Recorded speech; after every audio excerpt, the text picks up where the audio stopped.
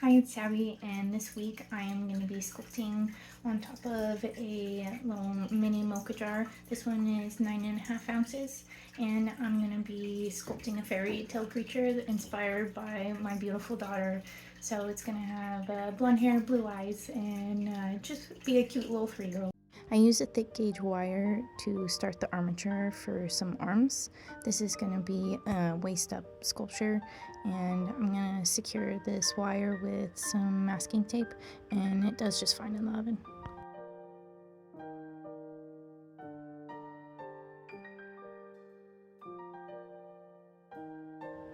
To create armature for the head, I'm going to ball up some aluminum foil and attach it to the lid with more masking tape.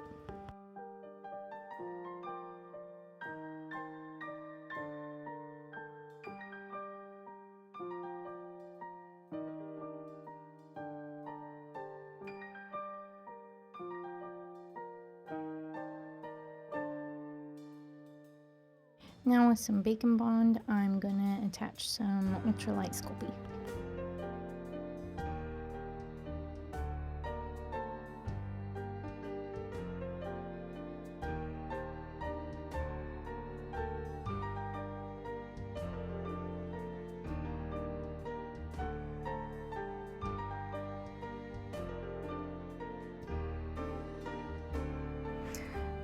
I don't want to use too much ultralight just because it's expensive, so I use some more aluminum foil to bulk out the body.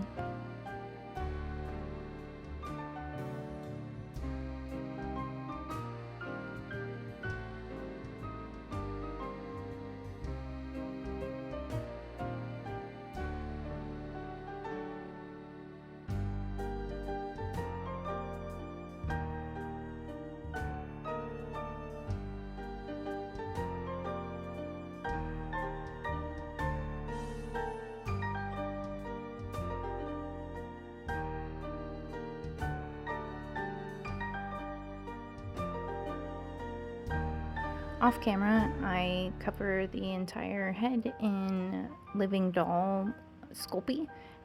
This is really good for holding detail, so this is what I've been using for my faces lately. And here I'm mapping out the facial features, where the eyes are gonna go. The eyes are a little bit high, but I have a bad habit of like making non-foreheaded things. Okay, so she's gonna get real ugly, but you gotta trust the process, okay? Making some lips here, putting in a nose here. It'll work out.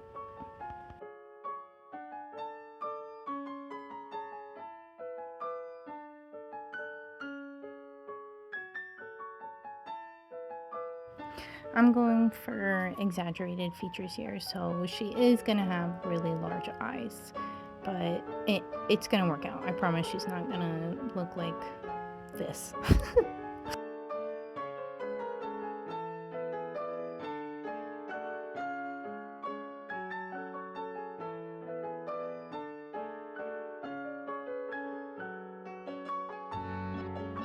I don't know why, but I worked on one side of the face at a time.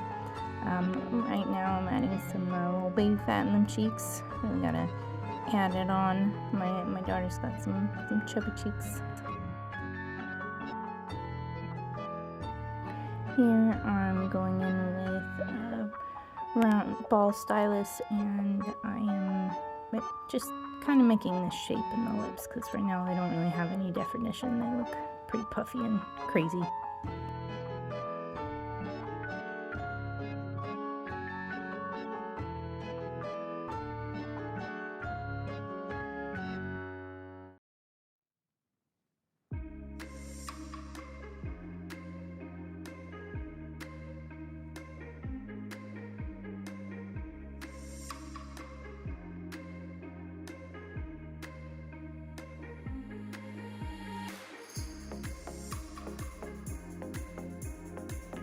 She needs some eyelids, so I go and carve those in.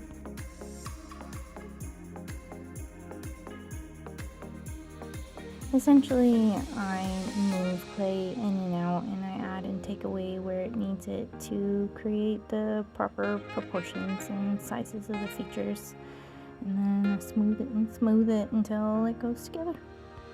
Now I'm going in and creating some brow bones, a little bit of forehead. The expression I was going for was sad toddler, and I think I kind of achieved that. I drill some holes after the head is baked and for antlers, because I'm putting some little deer antlers on my fantasy toddler.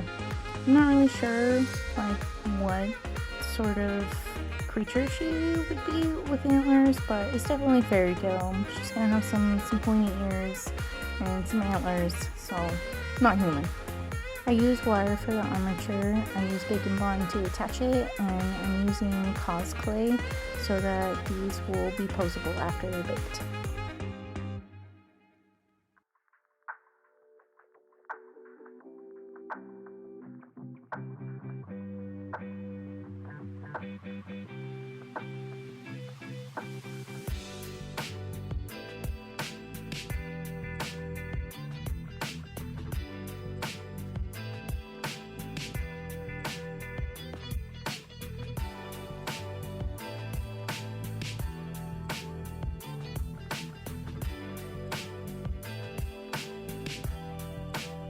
I realized they're a little bit too long, so I cut some off and I put a bit.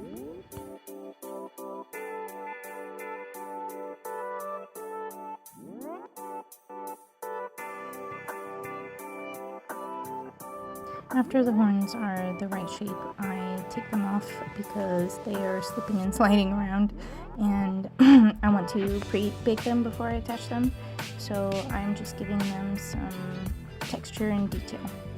And after I attach the horns, I go in and I make some ears, and these are also made out of cosplay so that they can be long and not break.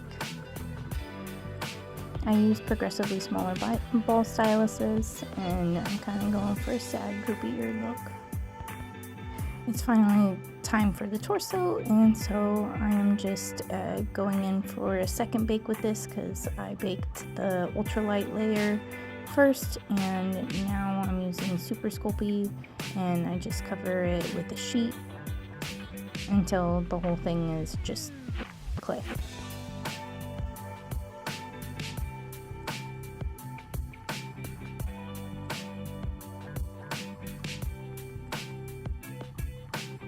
I wanted to be wearing a tunic, so I'm trying to create a collar with a slit in it.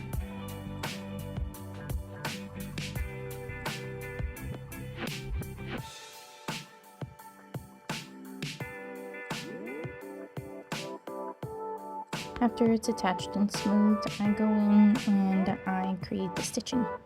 I realized that the top isn't all that even, so I go back in and I cut some more off.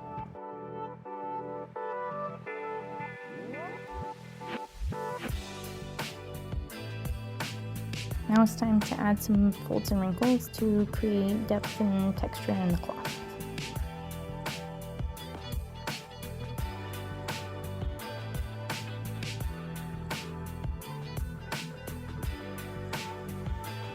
After I'm done adding all of them to the torso, I go over it with the handle of one of my tools, and it just kind of gives it, I don't know what it's called.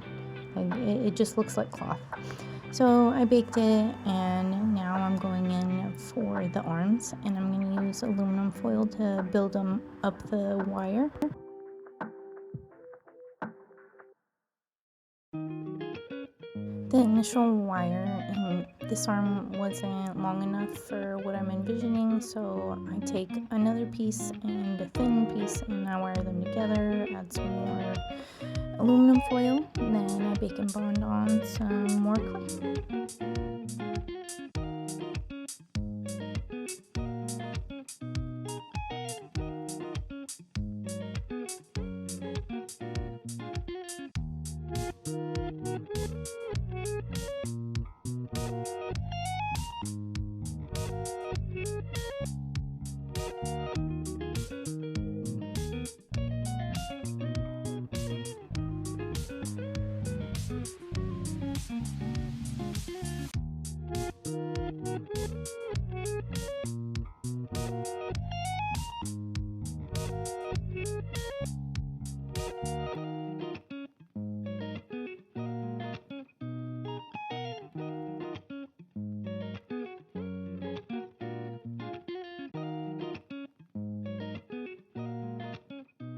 Now I'm adding snakes of clay and smoothing them out to make more folds and wrinkles in the sleeves.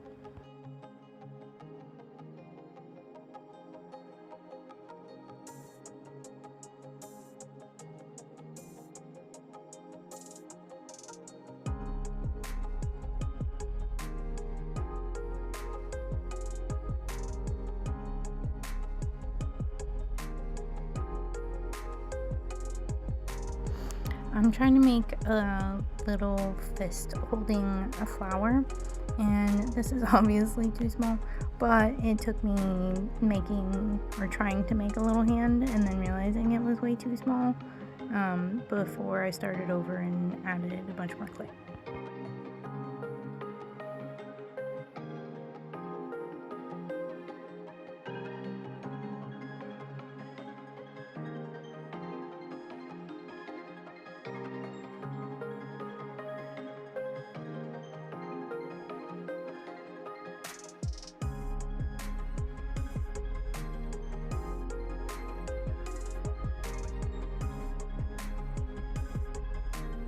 The hands are a lot more proportional on the second try.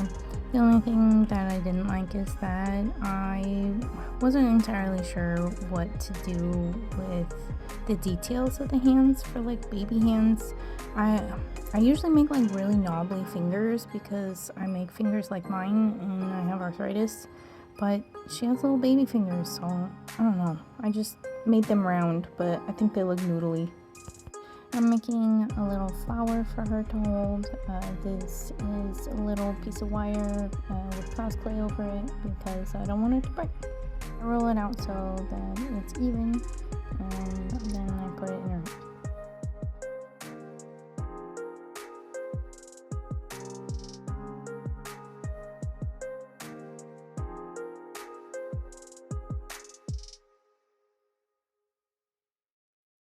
Here I'm taking another piece of cosplay and I'm texturing it to look like the top of a dandelion.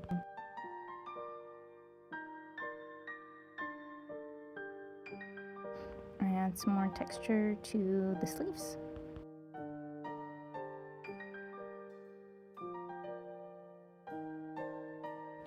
I'm trying to add those little green thingies on the underside of a dandelion. The little leaf pieces that fold down, and then I put it back in her hand. I bacon bond tiny little pieces of wire out of the top of it. I want this to look like a dandelion that has already been spent and just has a couple little hanging on. So I only put in 3. And then I put tiny little balls of cosplay on the top of these little wires for some fluff to attach to.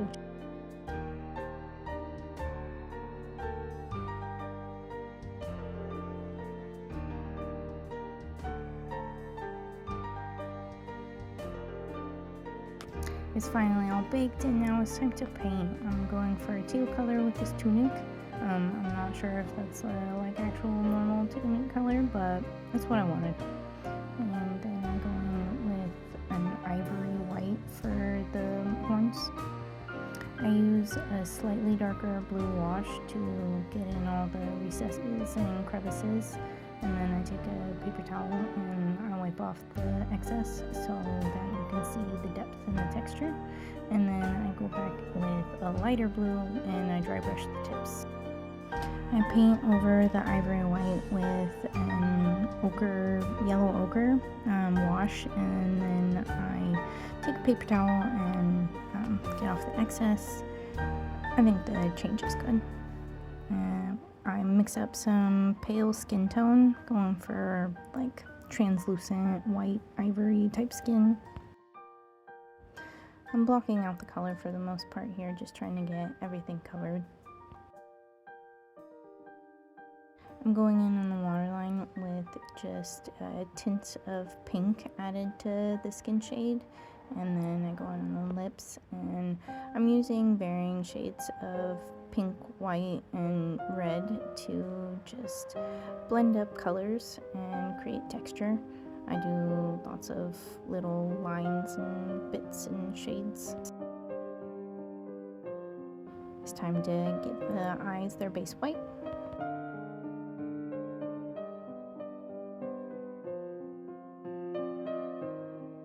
I paint her head before I add her hair so that it's less obvious if there's any gaps.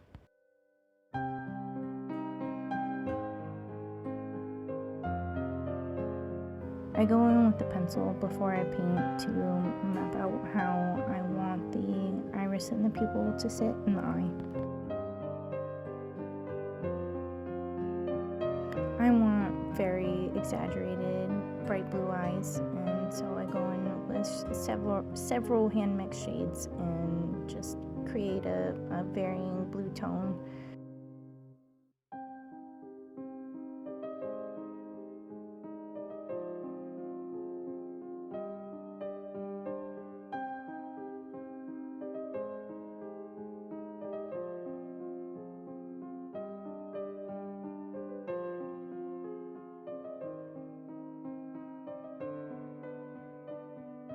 I go in with the pencil again to map out where I want lashes. I plan on giving her long, luxurious, unrealistic lashes. And then I go back with acrylic paint and a fine tip brush and make these finalized and darkened.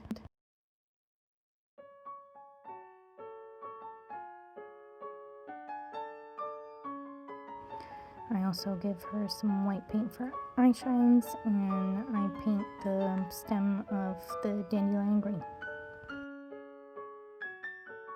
I paint the top pretty much the skin shade, and then I go over it with that same yellow ochre and rub it off. And I think it's pretty close to what the dandelion is supposed to look like. I go back in last minute with some epoxy sculpt to fill in the thin gap at the top. I use pastels and brushes to just add depth and texture to the face. I darken where the lids are and just like underneath where things would have a little bit of shadow. And then I lighten the top of where things would be highlighted.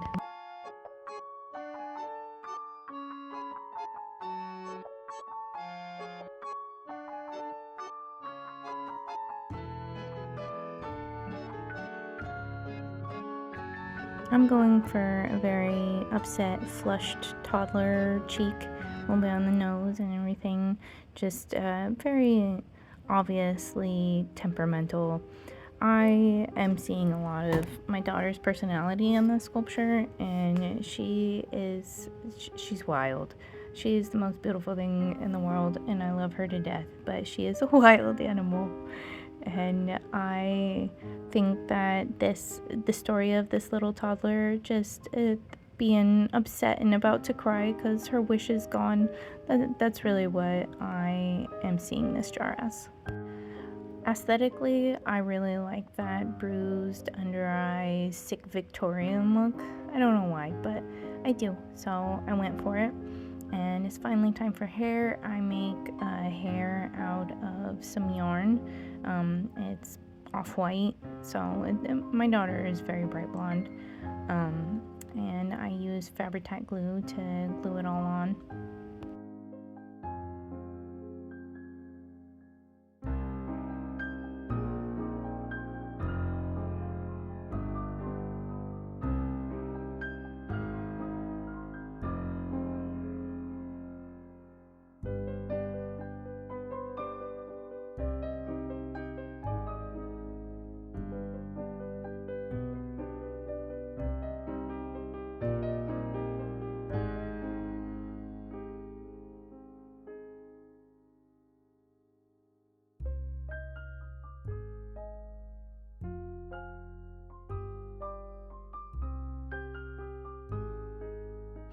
After she has all her hair glued on, I use a toothbrush for styling, and I cut in small chunks to try and not take too much away.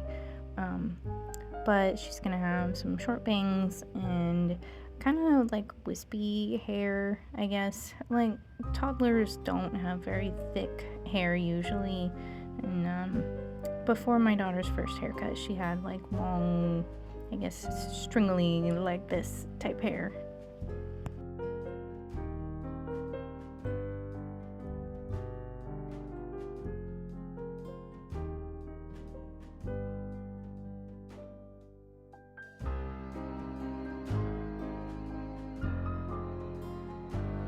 I use falsies on her and I super glue them on her top lash line.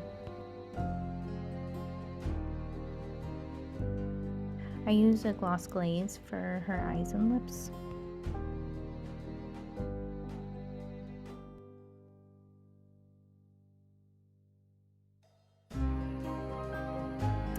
I use Fabri-Tac glue and tiny little extra bits of the leftover hair pieces, and I create the little tufts of a dandelion.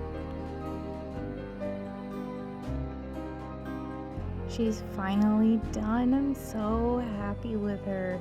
This is the cutest little dandelion. I love that the personality is there. And when my daughter came in and saw it for the first time, she was like, "It's me!" So if my daughter can recognize it without being told, I think I did a pretty decent job. I'm really pleased with this jar in general. It is beautiful and it reminds me of my daughter just like I intended. Those big blue sad eyes, just a pouty toddler. And I really just love how this tiny little sad half a dandelion turned out.